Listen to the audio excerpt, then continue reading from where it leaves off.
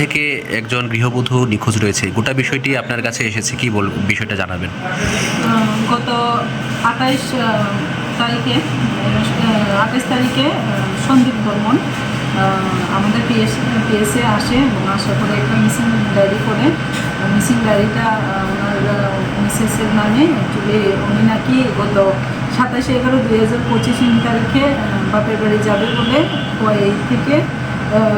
Auto stand থেকে কল্যাণপুরের উদ্দেশ্যে ওনার হাজব্যান্ডই ওনাকে অটোতে দিয়ে দেয়। তারপরে বিকালবেলায় হয়তো বা উনি দেখে যে ওনার মোবাইল সুইচ অফ। তারপরে খবর টবর নেওয়ার পরে জানতে পারে যে বউ নাকি বাপের বাড়িতে যায়নি। তারপরে ওনার বেসিসে আমরা একটা মিসিং মিটি করি।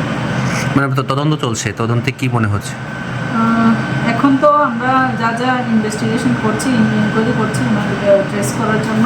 তো বাকি এখন ওনার কল ডিটেলস বা ফোনের ডিটেলসগুলি পাওয়ার পরে আমরা বিস্তারিত বলতে পারব। Thank you madam.